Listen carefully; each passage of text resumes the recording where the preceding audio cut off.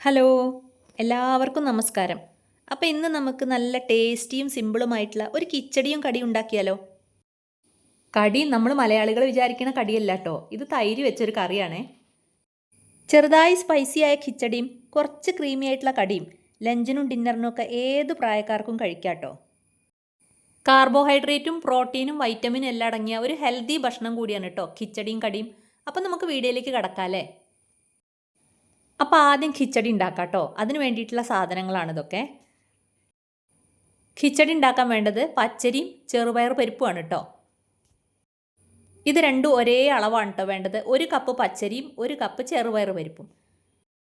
ഇതെന്താണെന്ന് വെച്ചാൽ ഇത് ചെറുപയറിനെ മിക്സിയിൽ ഒന്ന് ക്രഷ് ചെയ്തെടുത്തതാണ് കേട്ടോ. ഇത് നിങ്ങളിൽ നിന്ന് കാണിക്കാൻ വേണ്ടി മാത്രം എടുത്തതാണ് കേട്ടോ. അതായത് ഈ ചെറുപയർ പരിപ്പിന് പകരം ഇങ്ങനെ ഈ ചെറുപയർ ക്രഷ് ചെയ്ത് വെച്ചിട്ടും ഈ കിച്ചടി ഉണ്ടാക്കാം കേട്ടോ. അപ്പം ഞാനിന്ന് ചെറുപയർ പരിപ്പ് വെച്ചിട്ടാണ് കേട്ടോ ഇത് ഉണ്ടാക്കുന്നത്. ഇത് രണ്ടും കൂടി ഒന്നിച്ച് കൂട്ടിയിട്ട് നല്ല വൃത്തിക്ക് കഴുകി വെക്കുക. ഇനി ഒരു കുക്കർ ചൂടാക്കി അതിലേക്ക് 1 ടീസ്പൂൺ നെയ്യ്, 1 ടീസ്പൂൺ എണ്ണ, 1/2 ടീസ്പൂൺ ജീരകം പൊട്ടിക്കഴിഞ്ഞാൽ 1 സവാള, 2-3 പച്ചമുളക്, കറിവേപ്പില ഇതൊന്നിട്ട് നന്നായി ഇളക്കി അതൊന്ന് വാടിക്കഴിഞ്ഞാൽ നമ്മൾ കഴുകി വെച്ച അരിയും പരിപ്പും കൂടി ഇതിലേക്ക് ഇട്ടിട്ട് നന്നായിട്ട് ഇളക്കുക. അതൊന്ന് ഇളക്കി കഴിഞ്ഞാൽ അതിലേക്ക് 1/2 ടീസ്പൂൺ മഞ്ഞൾപ്പൊടി, 1/2 ടീസ്പൂൺ മുളക് പൊടി, ആവശ്യത്തിന് ഉപ്പ് ഇത്ര ഇട്ടിട്ട് നന്നായിട്ട് മിക്സ് ചെയ്യുക. ഇനി വേവാനുള്ള വെള്ളം ഒഴിക്കണമല്ലോ അല്ലേ? അതിന് വേണ്ടിയിട്ട് 1 കപ്പിന് 1.5 കപ്പ് എന്നുള്ള അളവിലാണ് വെള്ളം ഒഴിക്കുന്നത്. അപ്പോൾ അത് നല്ല പാകമായിട്ട് പറ്റി കിട്ടും കേട്ടോ. അപ്പോൾ അതാ നമ്മളെ കിച്ചടിയൊക്കെ നന്നായി തിളച്ചു കേട്ടോ. തിളച്ച് കഴിഞ്ഞാൽ കുക്കർ അടച്ചു കഴിഞ്ഞാൽ ഒറ്റ സ്റ്റീം വന്നാൽ മതി. ഒരു സ്റ്റീം വന്നു കഴിഞ്ഞാൽ ഗ്യാസ് ഓഫ് ചെയ്യുക കേട്ടോ. കിച്ചടി വേവണ നേരം കൊണ്ട് നമുക്ക് കടി ഉണ്ടാക്കിയാലോ? അപ്പോൾ രണ്ടും കൂടി ഒരുമിച്ചായി കിട്ടുമല്ലോ. അപ്പോൾ കടി ഉണ്ടാക്കാൻ വേണ്ടിയിട്ട് 2 കപ്പ് തൈര്, 2 ടീസ്പൂൺ കടലപ്പൊടി, 1 ശർക്കരയുടെ കഷ്ണം, 1 ഇഞ്ചി കഷ്ണം, 2-3 പച്ചമുളക് ഇത്രയും സാധനങ്ങൾ എടുത്തു വയ്ക്കണം. കടലപ്പൊടിയിൽ കുറച്ച് വെള്ളം ഒഴിച്ച് ഒരു ബാറ്റർ പോലെ ആക്കിയിട്ട് അത് ഈ തൈരിലേക്ക് അങ്ങോട്ട് ഒഴിച്ചു കൊടുക്കുക. ഇത് രണ്ടും കൂടി നന്നായി മിക്സ് ചെയ്യുക. ഇനി ഒരു ശർക്കരപ്പൊട്ട് നമ്മൾ മാറ്റി വെച്ചിരുന്നില്ലേ, അതും കൂടി അതിലേക്ക് ഇട്ടിട്ട് അവിടെ ഇരിക്കട്ടെ കേട്ടോ. ഒരു ചീനച്ചട്ടി ചൂടാക്കി അതിൽ 1 ടീസ്പൂൺ എണ്ണയും 1 ടീസ്പൂൺ നെയ്യും ഇട്ടിട്ട് 1 ടീസ്പൂൺ കടുകും കൂടി പൊട്ടിക്കുക. കടുക് പൊട്ടിക്കഴിഞ്ഞാൽ അതിൽ 2 കറാമ്പൂ, 1 ടീസ്പൂൺ ജീരകം, 1 ബേ ലീഫ് ഇതെല്ലതും കൂടി ഒന്ന് പൊട്ടിച്ചെടുക്കുക. ഇതൊന്ന് മൂത്ത് കഴിഞ്ഞിട്ടുണ്ടെങ്കിൽ അതിലേക്ക് നമ്മൾ എടുത്തു വെച്ച ഇഞ്ചി പച്ചമുളക് കൂടി ചതച്ചിട്ട് അതും കൂടി ഇതിലേക്ക് ഇടുക. അതിൻ്റെ പച്ചമണം ഒന്ന് പോയി കഴിഞ്ഞാൽ കുറച്ച് കറിവേപ്പില ഇട്ടു, 1/4 ടീസ്പൂൺ മഞ്ഞൾപ്പൊടി ഇടുക. അതിനുശേഷം നമ്മൾ എടുത്തു വെച്ച തൈരുണ്ടല്ലോ അത് ഇതിലേക്കാണ്ട് ഒഴിച്ചോളൂ.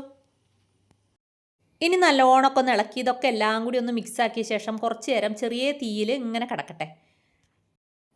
നമുക്കറിയാലോ അല്ലേ, തൈരാണല്ലോ, വല്ലാതെ തിളച്ച് പൊങ്ങിക്കഴിഞ്ഞാൽ അതിൻ്റെ ടേസ്റ്റൊക്കെ മാറും, വല്ലാതെ പുളി ടേസ്റ്റൊക്കെ വരും.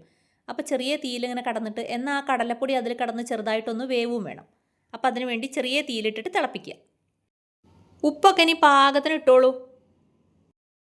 പിന്നെ മധുരത്തിൻ്റെ കാര്യമാണെങ്കിൽ എല്ലാവർക്കും മധുരമുള്ളത് ഇഷ്ടമായിക്കൊള്ളണമെന്നില്ല. ഞങ്ങളെ വീട്ടിലിവിടെ എല്ലാവർക്കും മധുരം വേണം. അതുകൊണ്ട് തന്നെ എനിക്ക് കുറച്ചും കൂടി ശർക്കര അതിൽ ഇടേണ്ടി വന്നു കേട്ടോ. ഇനി നിങ്ങൾക്കൊക്കെ നിങ്ങളെ സൗകര്യം പോലെ എങ്ങനെയാച്ചാൽ മധുരം കൂട്ടുക കുറയ്ക്കുകയൊക്കെ ചെയ്യാം. ഇതുപോലെ തിളങ്ങനെ വന്നു തുടങ്ങുമ്പോൾ ഗ്യാസ് ഓഫ് ചെയ്തോളൂ കേട്ടോ. അപ്പോൾ നമ്മളുടെ കടി റെഡി ആയിട്ടോ. ഇനി ചെറിയൊരു പണിയും കൂടി ഉണ്ടേ.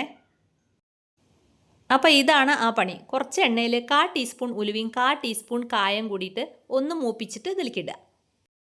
അപ്പോൾ നിങ്ങൾ വിചാരിക്കുന്നുണ്ടാവും, എന്നാൽ ഈ പണി ആ നേരത്തെ വറവിട്ടപ്പോൾ ചെയ്തുകൂടായിരുന്നില്ലേ എന്നുള്ളത്. ചെയ്യണമായിരുന്നു, ഞാൻ മറന്നതാണ് കേട്ടോ.